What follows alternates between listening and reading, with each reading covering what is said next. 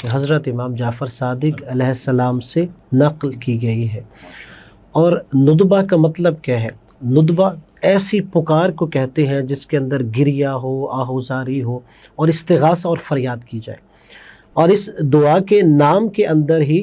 وہ راز چھپا ہوا ہے۔ اور امام زمانہ علیہ السلام دیکھیں کہ میرا یہ جو ماموم ہے، یہ جو میرا ماننے والا ہے، میرا مقتدی ہے، وہ صرف زبان سے نہیں مجھے پکار رہا، وہ دل سے مجھے پکار رہا ہے۔ اسی طرح امام زمانہ علیہ السلام کے ظہور کے بعد ہمیں بھی قبر سے زندہ کیا جائے کہ جو تو ایک ندبہ کرتا تھا، استغاثہ کرتا تھا، رو رو کر گڑ گڑا کر اپنے امام کو پکارتا تھا، وہ تیرے امام دنیا میں ظہور فرما چکے ہیں، لہذا تمہیں بھی رجعت کے ذریعے دوبارہ لوٹایا جاتا ہے۔ لیکن اب اس کے بعد ایک ایسا عالمی انقلاب برپا کریں گے امام مہدی علیہ السلام کہ جو ساری کائنات میں عدل و انصاف کے پرچم کو سربلند کیا جائے گا۔ اعوذ باللہ من الشیطان الرجیم، بسم اللہ الرحمن الرحیم،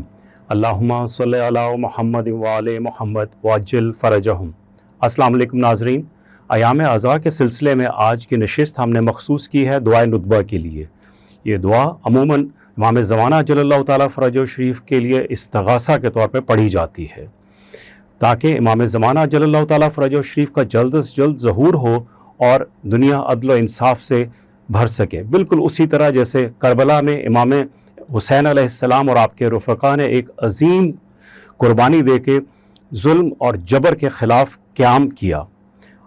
آج کی نشست میں ہم دعائے ندبہ کے مختلف پہلوؤں پر گفتگو کریں گے۔ آج کی اس نشست میں ہمارے ساتھ مہمان جناب مولانا حسن رضا باقر صاحب تشریف فرما ہیں۔ السلام علیکم آغا صاحب۔ وعلیکم السلام ورحمۃ اللہ وبرکاتہ۔ آغا صاحب، میرا پہلا سوال آپ سے یہ ہے کہ دعائے ندبہ کا تاریخی پس منظر کیا ہے؟ بسم اللہ الرحمن الرحیم، اللہم صلی علی محمد وآل محمد وعجل فرجہم۔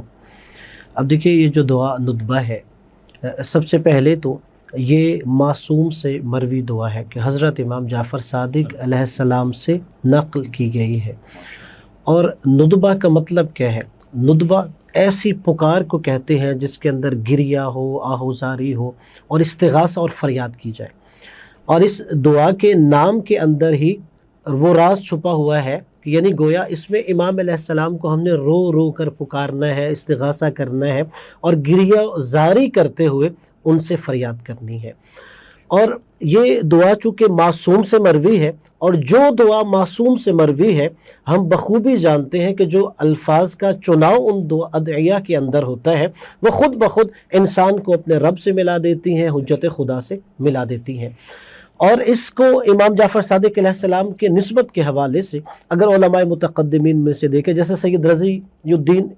ابن طاؤس نے، انہوں نے اپنی کتاب میں ذکر فرمایا ہے، اسی طرح 6 ہجری کے عالم تھے سید مشہدی، انہوں نے کتاب المزار میں ذکر کیا، اسی طرح علامہ باقر مجلسی انہوں نے بحار الانوار میں بھی دعائے ندبہ کا تذکرہ کیا، اور اپنی دوسری کتاب زاد المعاد میں بھی تذکرہ فرمایا۔ بلکہ آپ نے یہ دعا ذکر کرنے کے بعد فرمایا کہ یہ امام جعفر صادق علیہ السلام کے ساتھ معتبر سند سے ثابت ہے، اور جب امام علیہ السلام سے معتبر سند سے ثابت ہے تو پھر انسان اس دعا کی زیادہ سے زیادہ تلاوت کرے تاکہ اس کے روحانی فیض سے مستفید ہو سکے۔ دعائے ندبہ کو پڑھنے کے لیے کچھ مخصوص ایام بتائے گئے ہیں، اور میں چاہوں گا کہ آپ ان کا بھی بتائیے اور اس کی اہمیت بھی بتائیے کہ وہ کیوں اس طرح سے بیان کی۔ اب دیکھیے، جب ہم دعا کی بات کرتے ہیں کہ کب پڑھی جائے، اب یہ جو دعائے ندبہ ہے اس کے لیے جو اوقات کا تذکرہ ہے وہ بھی معصوم نے ارشاد فرمائے ہیں۔ یعنی ایسا نہیں ہے کہ کسی عالم ربانی نے کہا ہو کہ آپ اس کو فلاں دن پڑھیں گے تو اس کے یہ اثرات ظاہر ہوں گے، نہیں، حضرت امام جعفر صادق علیہ السلام نے ہی فرمایا کہ جو 4 عیدیں ہیں اس دن ان کی تلاوت کریں، اور وہ کون؟ عید الفطر، عید الاضحیٰ، یوم جمعہ جسے عید کا دن قرار دیا گیا، اور عید غدیر جسے سب سے بڑی عید قرار دیا جاتا ہے۔ اور اس کو 4 ان دنوں سے مناسبت کے پیچھے لاجک فلسفہ کیا ہے؟ اب دیکھیے، جب انسان عید منا رہا ہے اس کا مطلب ہے کہ اس کی قلبی کیفیت تبدیل ہے، وہ خوشی کے ماحول میں ہے، اور امام علیہ السلام یہ چاہتے ہیں کہ جب بھی آپ عید مناؤ، خوشی کرو، تو اس میں اپنے وقت کے امام کو فراموش نہ کرو۔ اور یہاں پہ یہ بات ذہن نشین کرنا ضروری ہے ہمارے لیے کہ دیکھیے، جب امام نے کہا ان 4 دنوں میں آپ نے دعا پڑھنی ہے، دعائے ندبہ، تو اس کا مطلب کیا ہے؟ دیکھیے صرف ہم اوپر سے تلاوت نہ کریں، ندبہ کا کیا مطلب ہے؟ ایسی پکار، ایسا استغاثہ جس میں گریہ و زاری ہے۔ اگر آپ ایک صرف پوائنٹ ذہن میں رکھ لیں کہ اس کو کیسے پڑھنا ہے، کہ یہ صرف پڑھیں گے نہیں بلکہ سمجھیے یہ دعا مانگنی ہے۔ جیسے بچے کو دیکھتے ہیں نا، وہ رو رو کر ماں باپ سے اپنی بات منوا لیتا ہے، اسی طرح آپ نے اس بچے سے سیکھنا ہے کہ میں نے اپنے وقت کے امام سے کیسے استغاثہ کرنا ہے اور کیسے میں نے رو رو کے مانگنی ہے دعا کہ جو میں چاہتا ہوں وہ مجھے خدا تبارک و تعالی اور اپنے وقت کے امام سے ضرور ملے گا۔ جی آغا صاحب، اس دعا میں بہت سے موضوعات پہ استغاثہ جیسے بلند کیا جا رہا ہے جیسے آپ نے بتایا، میں چاہوں گا کہ اس میں سے کچھ اہم موضوعات آپ ہمارے ناظرین کو ضرور بتائیے۔ دیکھیے جیسے عرض کیا ہے، چونکہ یہ امام جعفر صادق علیہ السلام سے مروی ہے دعا، اب کوئی بھی معصوم سے مروی دعا جب پڑھیں گے تو اس کی ابتدا کا آغاز ہمیشہ اللہ تبارک و تعالی کی وحدانیت اور اس کی تعریف و توصیف سے ہوتی ہے، اور اس کے بعد سید الانبیاء صلی اللہ علیہ وآلہ وسلم اور ان کی آل اطہار علیہ السلام پر درود پڑھا جاتا ہے، اور اس دعا کے اندر بھی وہی روش، وہی طریقہ اپنایا گیا، یعنی اللہ کی حمد و ثنا کے بعد نبی علیہ نبی پہ درود پڑھا، اور پھر اس دعا میں جو بلند مطالب ہیں، انبیاء علیہ السلام کا تذکرہ ہے، اولی العظم پیغمبروں کا تذکرہ ہے، جناب آدم علیہ السلام سے بات شروع ہوتی ہے کہ اللہ تبارک و تعالیٰ نے کیسے اپنے انبیاء اور اپنے پسندیدہ بندوں کو اس کائنات پہ منتخب کیا اور انہیں برگزیدہ بنایا ہے، کہ اللہ تبارک و تعالیٰ یہ چاہتا تھا کہ کبھی بھی باطل کے آگے حق کو نہیں جھکایا جائے گا بلکہ حق کو ہمیشہ سر بلند رکھا جائے گا۔ اور پھر بات انبیاء علیہ السلام سے بڑھتی ہوئی سید الانبیاء صلی اللہ علیہ وآلہ وسلم کا تذکرہ کیا جاتا ہے کہ اللہ تبارک و تعالیٰ نے انہیں جو مقام و مرتبہ عطا فرمایا کہ انہیں معراج کی سعادت نصیب ہو رہی تھی، ان کے لیے براق بھیجا جا رہا تھا، یہاں تک کہ انبیاء علیہ السلام ان کے گرد قطار در قطار جمع تھے، ملائکہ ان کے لیے جمع تھے۔ پھر اس کے بعد جو اس دعا کے لیے تمام انسانیت اور تمام اہل ایمان کے لیے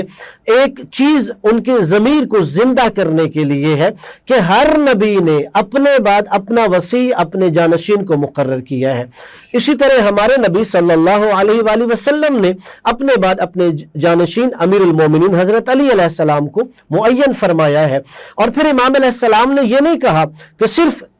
ایک دعویٰ ہے، آپ نے وہاں پہ ادلہ بیان فرمائی کہ رسول خدا نے فرمایا من کنت مولا فہذا علی مولا، جس کا میں مولا ہوں اس کے حضرت علی علیہ السلام مولا، یعنی سرپرست ہیں، اولا بالتصرف ہے۔ اور پھر رسول خدا نے فرمایا کہ بار الہ تو ان کو دوست رکھ جو حضرت علی علیہ السلام کو دوست رکھتا ہے، اس سے دشمن رکھ کہ جو حضرت علی علیہ السلام سے دشمنی رکھتا ہے۔ اور پھر امام علیہ السلام نے فرمایا کہ رسول خدا نے حضرت علی علیہ السلام کے بارے میں فرمایا کہ تمام لوگ مختلف شجروں سے، حضرت علی علیہ السلام اور میں ایک شجرے سے ہیں۔ اسی طرح حضرت علی علیہ السلام کو مجھ سے وہی نسبت ہے جو جناب ہارون علیہ السلام کو جناب موسیٰ علیہ السلام سے تھی۔ اور پھر بات یہ آگے بڑھتے ہوئے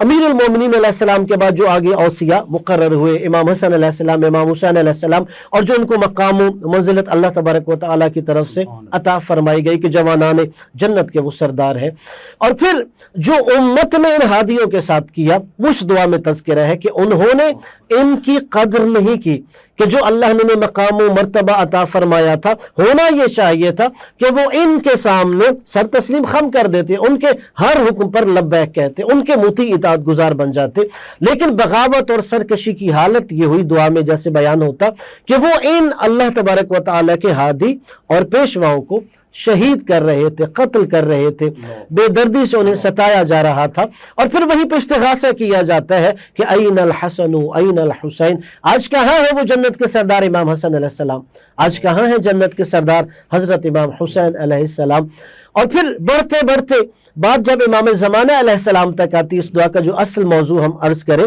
کہ اب جتنے بھی اللہ تبارک و تعالیٰ کی حجتوں کو شہید کیا گیا، جو ان کا خون میں نہ حق کا بدلہ لیں گے وہ امام زمانہ علیہ السلام لیں گے۔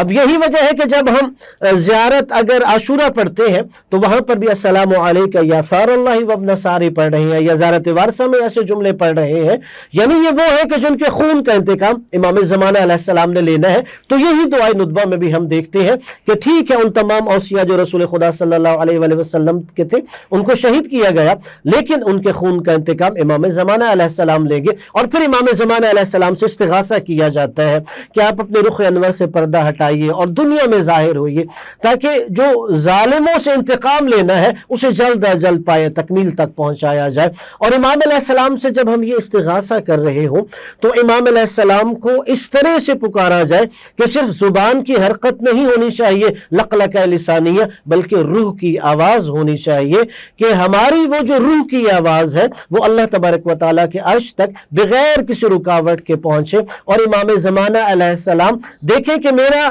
یہ جو ماموم ہے، یہ جو میرا ماننے والا ہے، میرا مقتدی ہے، وہ صرف زبان سے نہیں مجھے پکار رہا، وہ دل سے مجھے پکار رہا ہے۔ اور پھر دعا کہ آخر میں جو کچھ جملے ہیں اس میں ہمیں پتہ چلتا ہے کہ ہم نے امام زمانہ علیہ السلام سے اپنا تعلق کیسے مضبوط کرنا ہے۔ یعنی کہا جاتا ہے کہ اے اللہ تو نے میری نماز قبول کر امام زمانہ علیہ السلام کے وجود کے صدقے میں، میرے گناہ بخش امام زمانہ علیہ السلام کے وجود کے صدقے میں، میری پریشانیاں دور کر امام زمانہ علیہ السلام کے وجود کے صدقے میں۔ یعنی صرف ایک دعا نہیں، امام جعفر صادق علیہ السلام ہمیں بتا رہے ہیں اگر تمہاری عبادتیں قبول ہیں تو معیار یہ ہے کہ تمہیں معرفت امام زمانہ ہونی چاہیے۔ اگر تم بہت بڑے گناہ گار ہو، مغفرت چاہتے ہو، تو اس کے لیے پہلے تمہیں معرفت امام زمانہ ہونی چاہیے۔ اور یہی پہ اگر یہ جو امام جعفر صادق علیہ السلام نے یہاں جملہ ارشاد فرمایا،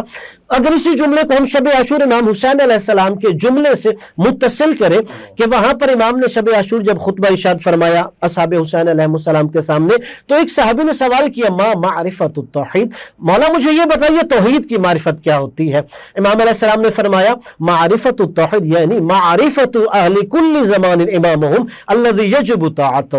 کہا توحید کی معرفت یہ ہے کہ ہر زمانے کا بندہ اپنے زمانے کے اس امام کی معرفت حاصل کرے جس کی اطاعت اللہ نے اس پہ واجب قرار دی ہے۔ یعنی وہ اس دعا میں امام نے فرمایا ہے کہ اگر تمہیں امام زمانہ کی معرفت ہے کہ سب کچھ کائنات میں جو تمہاری مصیبتیں پریشانیوں کا خاتمہ ہے وہ امام زمانہ علیہ السلام کے وجود بابرکت میں پنہا ہے۔ جی آغا صاحب، اس دعا کو پڑھتے ہوئے وہ کون سے اثرات ہیں جو کہ ہماری روحانی، معاشرتی اور اخلاقی زندگی پر مرتب ہوتے ہیں جو کہ مددگار ثابت ہوں گے امام زمانہ جل اللہ تعالیٰ فرجہ شریف کے ظہور کی تیاری میں؟ اب دیکھیے یہ جو پراشوب زمانہ ہے، ہر انسان مادی، معنوی، معاشی، معاشرتی حوالے سے مختلف مشکلات میں گھرا ہوا ہے۔ جب ہم اس دعا کو تلاوت کرتے ہیں اور ہم کتب کی طرف رجوع کرتے ہیں تو مختلف علماء ربانیین نے جو اس دعا کے اثرات بیان فرمائے ہیں تو اس میں یہ ظاہر ہوتا ہے کہ ہمارے مادی مشکلات کا حل بھی اس دعا کے پڑھنے کے اندر ہے، معنوی، معاشی، معاشرتی مشکلات کا بھی حل اس کے اندر ہے۔ خاص طور پر علماء نے جو اشارہ فرمایا ہے کہ ہر بندہ اپنی زندگی میں یہ دیکھتا ہے کہ کہیں میں بدنظری کا شکار نہ ہو جاؤں، کہیں جادو کا شکار نہ ہو جاؤں، حسد کا شکار نہ ہو جاؤں، اور روایات میں ہے کہ ان چیزوں کی حقیقت بھی ہوتی ہے۔ اگر کوئی انسان ہر جمعے کے دن نماز فجر کے بعد دعائے ندبہ کی تلاوت کرے مسلسل تو کبھی وہ ان پریشانیوں اور مصیبتوں میں گرفتار نہیں ہوگا۔ اور اگر وہ 40 جمعہ مسلسل اس کی تلاوت فرمائے تو گویا وہ انسان اس طرح سے روحانی طور پر صاف اور پاک ہو جاتا ہے کہ امام زمانہ علیہ السلام کا اسے قرب نصیب ہوتا ہے۔ اور میں یہاں پہ عرض کروں گا اگر ہم میں سے ہر ایک اس دعا کو پڑھنے کی اپنی عملی زندگی میں روٹین بنا لے تو بعید نہیں ہے کہ اگر ہم دنیا سے رخصت بھی ہو جائیں کہ جیسے واقعہ کربلا میں امام حسین علیہ السلام نے خود حبیب ابن مظاہر کو کربلا بلایا تھا، اسی طرح امام زمانہ علیہ السلام کے ظہور کے بعد ہمیں بھی قبر سے زندہ کیا جائے کہ جو تو ایک ندبہ کرتا تھا، استغاثہ کرتا تھا، رو رو کر گڑ گڑا کر اپنے امام کو پکارتا تھا، وہ تیرے امام دنیا میں ظہور فرما چکے ہیں، لہذا تمہیں بھی رجعت کے ذریعے دوبارہ لوٹایا جاتا ہے کہ تو اپنے امام کے ناصر اور مددگار بن کے اپنے امام کے دشمنوں سے انتقام لے، ان کا مددگار اور سپاہی بنتے ہو۔ آغا صاحب، اس کے اندر اوصیاء کی جو شہادت کا ذکر ہے اور اس میں خاص طور پہ امام حسن مجتبیٰ علیہ السلام اور امام حسین سید الشہداء علیہ السلام کا خصوصیت کے ساتھ ذکر کیا گیا ہے، میں ناظرین اور میں جاننا چاہیں گے کہ ان کا اس خصوصیت کے ساتھ ذکر دعائے ندبہ میں کیوں ہے؟ ایسا ہی ہے کہ جب شہادت کا تذکرہ کیا گیا اس دعا میں اور باقاعدہ انسان پکار کے کہتا ہے این الحسن این الحسین، یعنی کہاں ہے امام حسن علیہ السلام، کہاں ہے امام حسین علیہ السلام۔ اب دیکھیے امام زمانہ علیہ السلام کا جو عالمی آفاقی انقلاب ہے اس کی اگر دیکھا جائے امام حسین علیہ السلام سے قیام سے بھی خاص نسبت ظاہر ہوتی ہے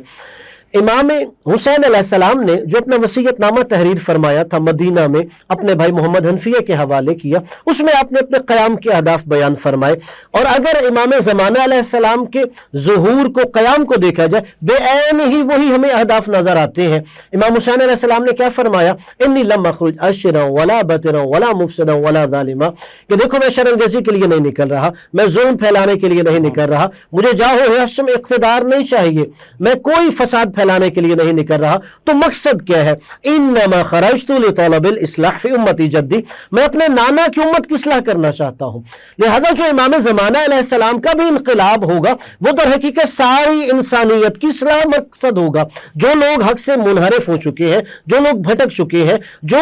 ظلم کی چکی میں پس رہے ہیں، ان کو اس سے نکالنے کے لیے امام علیہ السلام چاہتے ہیں ایک عالمی معاشرہ قائم کیا جائے جو عدل و انصاف پر قائم ہو۔ پھر آگے امام علیہ السلام نے ایک جملہ فرمایا امام حسین علیہ السلام نے کہ لوگ کہیں گے یہ کوئی نیا طریقہ ہے کہ امام علیہ السلام میدان میں جا رہے ہیں اور وہاں پر قیام فرما رہے ہیں۔ امام نے فرمایا کوئی نیا طریقہ نہیں، وہ اسیرہ بسیرت جدی وہ ابی علی ابن ابی طالب، میں اپنے نانا رسول خدا صلی اللہ علیہ وآلہ وسلم کی سیرت پہ چلوں گا اور اپنے بابا حضرت علی مرتضیٰ علیہ السلام کی سیرت پہ چلوں گا۔ اور یہی وجہ جب امام زمانہ علیہ السلام ظہور فرمائیں گے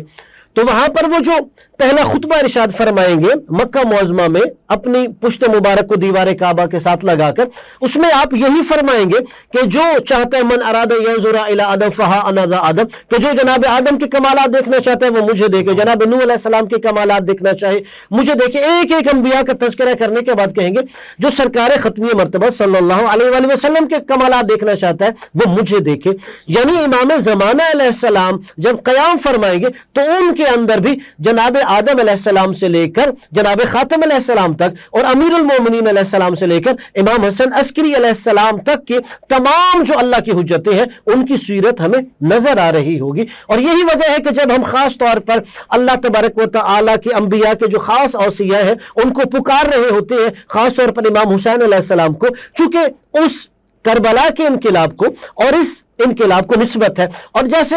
آپ نے کہا امام حسن علیہ السلام اور امام حسین علیہ السلام کا دونوں، اب دیکھیے دونوں اگر انقلاب بھی دیکھیں، وہاں پر امام حسن علیہ السلام کے بعد امام حسین علیہ السلام آئے اور انقلاب امام حسین علیہ السلام لائے، اور یہاں پر بھی امام زمانہ سے پہلے جو امام تھے وہ بھی حسن تھے، ماشاءاللہ، وہ حضرت امام حسن عسکری علیہ السلام تھے، اور وہاں پر بھی جو حسن وہ تھے وہ بظاہر خاموش تھے، لیکن وہ خاموشی ظاہر کر رہی تھی کوئی بہت بڑا بھی انقلاب بعد میں آئے گا۔ اور اسی طرح امام حسن عسکری علیہ السلام کی جو ظاہری حیات آپ دیکھیں بظاہر خاموشی نظر آتی ہے، لیکن اب اس کے بعد ایک ایسا عالمی انقلاب برپا کریں گے امام مہدی علیہ السلام کہ جو ساری کائنات میں عدل و انصاف کے پرچم کو سر بلند کیا جائے گا اور ظلم کے پرچموں کو سر نگوں کیا جائے گا۔ جی ناظرین، تو دعائے ندبہ کی اہمیت کو دیکھتے ہوئے ضرورت اس بات کی ہے کہ ہمیں اس دعا کو صرف الفاظ کے ساتھ نہیں بلکہ دل کی گہرائیوں کے ساتھ اس کو پڑھنے کی ضرورت ہے، تاکہ ہم اپنے وقت کے امام کے ساتھ وہ مضبوط تعلق پیدا کر سکیں جو ان کی طویل غیبت کے دوران جو شکوک و شبہات پیدا ہو رہے ہیں ان کو کاؤنٹر کر سکیں۔ روایات میں ہے کہ اگر ہم 40 جمعہ مسلسل اس دعا کو پڑھیں تو وہ